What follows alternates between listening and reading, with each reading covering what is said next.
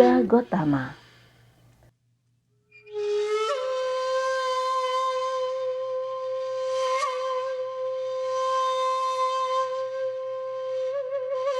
Ketika Sang Buddha masih menjadi bodhisattva, beliau berkeinginan untuk meraih pencerahan sempurna dengan usahanya sendiri dan mengajar makhluk lain untuk meraih apa yang beliau raih.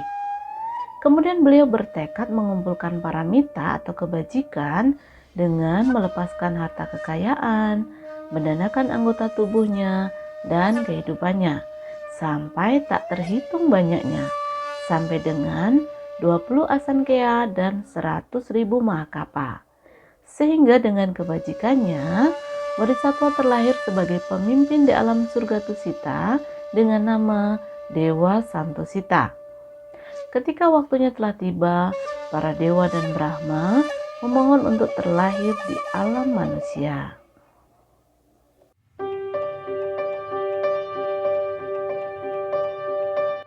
Beliau merenungkan Panca Maha Wilokana, yaitu kawasan atau wilayah, negara, umur manusia, keluarga, dan ibu yang akan melahirkannya. Bila kelima macam hal itu telah cocok, maka kemudian beliau akan menerima permohonan untuk terlahir di alam manusia. Beliau akhirnya memilih untuk terlahir di keluarga ksatria atau kerajaan yang merupakan keluarga tingkat atas. Sang ayah bernama Raja Sudodana dan ibunya bernama Dewi Mahamaya.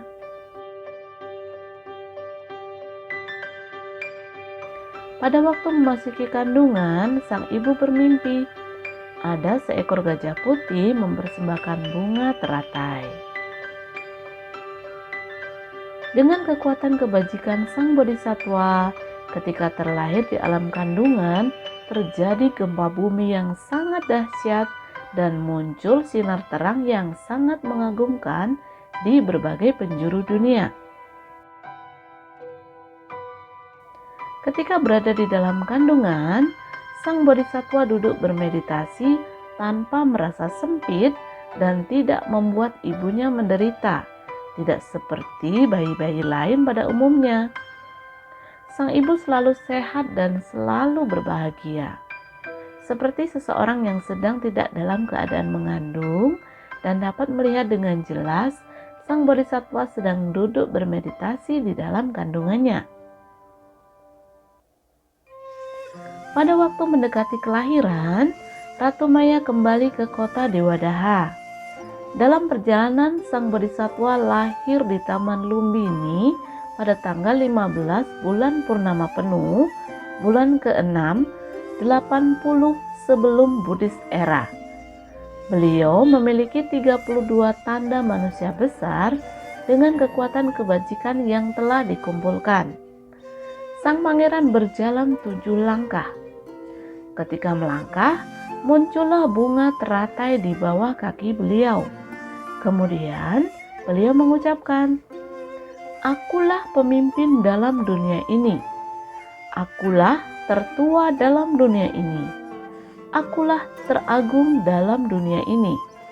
Inilah kelahiranku yang terakhir. Tidak akan ada tumimbal lahir lagi untukku."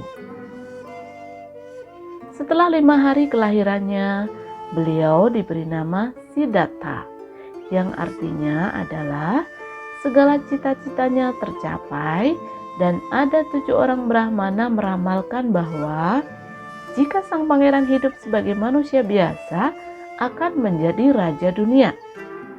Jika meninggalkan hidup keduniawian, maka akan menjadi Buddha. Tetapi Brahmana Kondana meramalkan dengan pasti bahwa beliau akan mencapai penerangan sempurna dan menjadi Sama Sambuddha. Ketika Pangeran Siddhartha berusia 7 tahun, beliau ikut dalam perayaan membajak sawah dan duduk di bawah pohon jambu dengan posisi bermeditasi. Ketika itu menunjukkan waktu siang hari, tetapi bayangan pohon jambu tidak bergerak mengikuti jalannya matahari, melainkan tetap memayungi sang pangeran yang sedang bermeditasi. Sang ayah sangat heran dan kagum, kemudian merangkapkan kedua tangan, menghormat kepada sang pangeran.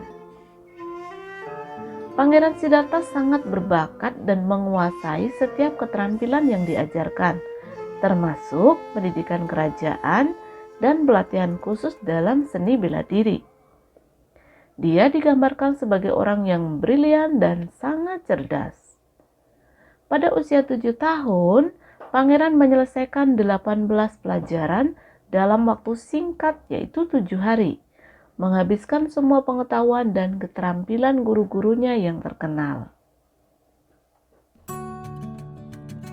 Waktu umur 15 tahun, sang ayah membangun 3 istana yang sangat indah untuk 3 musim. Pangeran Siddhartha hidup bahagia bagaikan di alam surga dan menikah dengan Putri Yasodhara, seorang putri dari kerajaan Dewadaha. Seorang putri yang memiliki panca kalyani. Sang raja berharap agar sang pangeran dapat menggantikannya sebagai raja dan tidak keluar untuk meninggalkan kehidupan berumah tangga atau duniawi. Pada suatu hari, Pangeran Siddhartha melakukan kunjungan keluar istana. Beliau melihat orang tua, orang sakit, dan orang meninggal. Kemudian merasa bersedih hati dengan ketidakkekalan dalam kehidupan. Tetapi ketika melihat seorang petapa, beliau sangat kagum dan berkeyakinan bahwa menjadi seorang petapa akan dapat membuatnya terbebas dari ketuaan, kesakitan, dan kematian. Kemudian beliau berkeinginan untuk menjadi seorang petapa. Meskipun beliau memiliki yang diinginkan oleh banyak orang, dan sebentar lagi akan menjadi raja. Hal ini tidak menyurutkan keinginannya untuk menjadi petapa. Ketika sang pangeran berusia 29 tahun, beliau memiliki seorang anak yang bernama Rahula, yang artinya belenggu. Meskipun sangat mencintai dan mengkhawatirkan sang putra, tetapi karena beliau berkeinginan untuk menolong umat manusia agar terbebas dari penderitaan, maka beliau meninggalkan istana dengan menunggang seekor kuda yang bernama Kantaka dan didampingi oleh pengikutnya Sana. Beliau tidak merasa menyesal meninggalkan kursi kerajaan, harta, kekuatan, dan semua kebahagiaan untuk memilih hidup sebagai seorang petapa yang merupakan kehidupan yang sangat luhur. Menjadi petapa mampu melatih diri sehingga dapat menemukan jalan untuk terbebas dari penderitaan. Ketika Pangeran Siddhartha sampai di tepi sungai Anoma, beliau memotong rambutnya hingga tersisa hanya 2 jari saja. Setelah dipotong, rambut beliau melingkar ke arah kanan. Dengan kekuatan kebajikan, rambut beliau hanya tersisa 2 jari sampai beliau parinibbana. Setelah memotong rambutnya, beliau beradithana. Jika aku dapat mencapai penerangan sempurna sebagai Sama Sambuddha, mohon agar rambutku terbang ke angkasa. Tetapi jika tidak dapat mencapai penerangan sempurna menjadi Sama Sambuddha, mohon agar rambutku jatuh ke bumi. Setelah selesai mengucapkan tekadnya, kemudian rambut beliau terbang ke angkasa. Dewa Indra menerimanya dan menyimpannya di Cetya Culamani di surga Tawatimsa. Setelah Pangeran Siddhartha menerima patah dan jubah dari Pramagatikara, beliau hidup sebagai seorang pabajita untuk mencari jalan agar terbebas dari penderitaan. Setelah itu, Bodhisattva Siddhartha belajar di tempat pertapaan Alarakalama dan Udaka Ramaputta.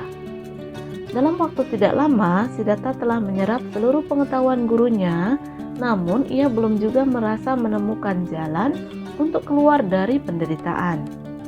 Kedua guru beliau mengajak Bodhisattva Siddhartha untuk tinggal dan mengajar bersama mereka. Namun Siddhartha menolaknya karena ingin terus mencari jalan keluar dari penderitaan. beliau pun memohon diri untuk meneruskan tekadnya ini. Bodhisattva berkeinginan keras untuk mencari jalan agar dapat keluar dari penderitaan. Beliau kemudian mencoba berlatih dukkha kriya, yaitu menyiksa diri mengikuti kepercayaan sebelumnya, misalnya menahan gigi, menahan nafas, berpuasa tidak makan, dan sebagainya. Hari-hari berlalu, badan Bodhisattva Siddhartha pun menjadi kurus kering, namun jalan keluar dari penderitaan belum juga beliau peroleh. Beliau kemudian memutuskan berhenti menyiksa diri, kembali makan seperti biasa sehingga badannya menjadi segar, kemudian berlatih pengembangan batin. 5 petapa yang selalu menjaga dan melayaninya berpikir bahwa Bodhisattva tidak akan mencapai penerangan sempurna, lalu meninggalkan beliau seorang diri. Pagi hari sebelum mencapai penerangan sempurna, Putri Sujata mempersembahkan makanan dicampur dengan madu dan susu kepada Bodhisattva Siddhartha. Waktu sore hari, beliau menerima sebentuk rumput dari Brahmana Sattya untuk tempat duduk di bawah pohon Bodhi. Kemudian beliau bertekad, dengan disaksikan oleh bumi, meskipun kulitku, urat-uratku, dan tulang-tulangku musnah dan darahku mengering, aku bertekad untuk tidak bangun dari tempat ini sebelum berhasil memperoleh penerangan sempurna. Usai mengucapkan tekad ini, beliau kembali berlatih bermeditasi dengan menggunakan jalan tengah atau Majjhima Patipada. Mara beserta pasukannya menghalangi Bodhisattva Siddhartha untuk mencapai penerangan sempurna. Mara dari alam surga menunggangi gajah Girimekhala yang tingginya 150 yojana, mengubah tangannya menjadi ribuan dan semuanya memegang berbagai macam senjata. Seluruh pasukan Mara memiliki wujud yang sangat menakutkan dan mereka menyerang sang Bodhisattva dari 4 penjuru. Tetapi beliau tidak takut. Beliau mengingat paramita yang telah beliau kembangkan hingga 20 asankya dan 100.000 mahakapa, menyebabkan semua Mara menghilang tanpa sisa. Sang Bodhisattva menang dalam melawan Mara dan kemenangannya terjadi bahkan sebelum beliau mencapai penerangan sempurna. Selanjutnya beliau bermeditasi, membuat batinnya terpusat di salah satu titik di dalam tubuhnya. Beliau telah menemukan jalan tengah. Batinnya tenang dan tahap demi tahap sampai waktu menjelang bulan Purnama Sidhi, tanggal 15 bulan 6, Bodhisattva Siddhartha mencapai penerangan sempurna sebagai Sama Sambuddha di bawah pohon Bodhi. Beliau mencapai penerangan sempurna dengan kekuatannya sendiri, yaitu dengan melatih diri bermeditasi. Beliau tidak mengikuti ajaran siapapun. Beliau menemukan jalannya sendiri. Pada waktu itu beliau berumur 35 tahun.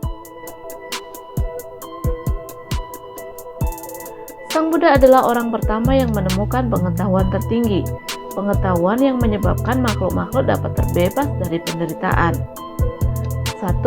Beliau berhasil meraih Pubeni Wasa Nusatinyana, yaitu memiliki kemampuan untuk mengingat kelahirannya sendiri.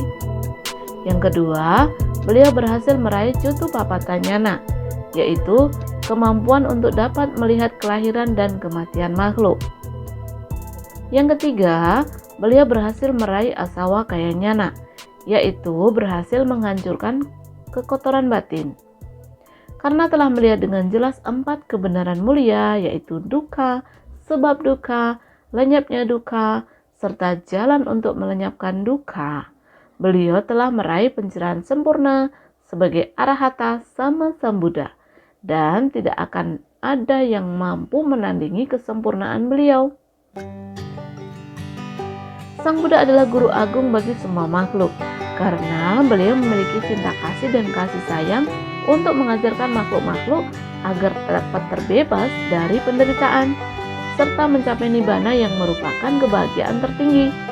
Beliau mengetahui dengan pasti dan jelas tentang segala sesuatu, mengetahui watak, kebiasaan, kekotoran batin, dan kebijaksanaan dari seluruh makhluk. Beliau mengajarkan dhamma sesuai dengan keadaan batin masing-masing dan menyebabkan setiap orang dapat dengan mudah memahami apa yang beliau ajarkan.